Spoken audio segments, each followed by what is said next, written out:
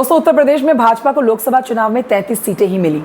इस तरह 2019 के 62 के मुकाबले पार्टी को 29 सीटें कम मिली। इसके बाद से मंथन का दौर जारी है। यही नहीं, लोकसभा चुनाव के बाद कुछ घटनाक्रम ऐसे हुए जिसके चलते मुख्यमंत्री योगी आदित्यनाथ की मुश्किलें बढ़ गई। ये बात हाईकमान तक पहुंचाई गई है। पिछले दिनों भाजपा के सहयोगी दलों जैसे अपना दल, निषाद पार्टी और ओम प्रकाश राजभर की सुबह सपा की तरफ से कुछ ऐसे बयान दिए गए थे दोस्तों, जिससे मुख्यमंत्री योगी आदित्यनाथ के लिए मुश्किलें बढ़ती हुई दिखाई दी। अनुप्रिया पटेल ने तो सीधे मुख्यमंत्री योगी आदित्यनाथ को पत्र लिख दिया था और कहा था कि राज्य सरकार की नौकरियों में ओबीसी वर्ग के छात्रों का चयन नहीं हो पा रहा है। बड़ा सवाल यह है कि क्या अनुप्रिया और राजभर मुख्यमंत्री योगी आदित्यनाथ के लिए सिरदर्द बन गए हैं? इसी सवाल का जवाब मैं आपको देने वाली हूं। उत्तर प्रदेश की राजनीति से आने वाली महत्वपूर्ण खबर आप तक पहुंचा रही हूं दोस्तों, वीडियो को अंत तक देखिए। अनुप्रिया पटेल ने सीधे तौर पर मुख्यमंत्री योगी आदित्यनाथ को पत्र लिखा और कहा कि राज्य सरकार की नौकरियों में ओबीसी वर्ग के छात्रों का चयन नहीं हो पा रहा है। उनकी शिकायत थी कि इंटरव्यू में उन्हें पास नहीं किया जा रहा है।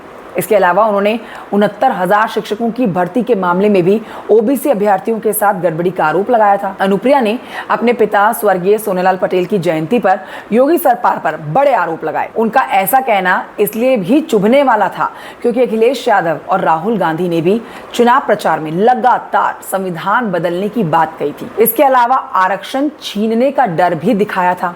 अनुप्रिया पटेल का कहना था कि भाई ये मसला मैंने पहले भी उठाया था लेकिन समाधान नहीं हुआ। इसका नुकसान सरकार को लोकसभा चुनाव में उठाना पड़ा। अब आप आगे ये जानिए कि संजय निषाद भी मुश्किलें बढ़ाने में पीछे नहीं है।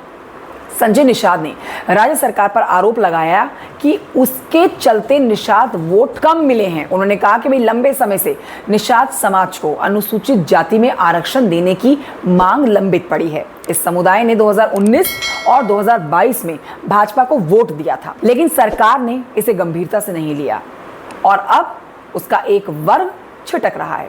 इसी तरह ओम प्रकाश राजभर ने भी कहा था कि मोदी और योगी के नाम पर पड़ने वाला वोट कम हुआ है। उन्होंने ये भी कहा कि सुबह सपा के काडर और वोटर ने तो एनडीए उम्मीदवारों का समर्थन किया है, लेकिन भाजपा का वोट ही कम हो गया है। दोस्तों, आपको बता देते हैं कि अब भाजपा प्रवक्ताओं का कहना है कि इन 3 नेताओं ने जो मुद्दे उठा दिए हैं उन पर मीडिया में सवाल किए जाते हैं, इसके जवाब देना मुश्किल हो जाते हैं।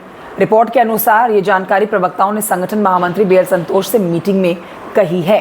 अब वो आपको बता देते हैं कि 2 दिन में यूपी के दौरे पर थे और इस दौरान उन्होंने राज्य में कार्यकर्ताओं और नेताओं से मुलाकात की थी।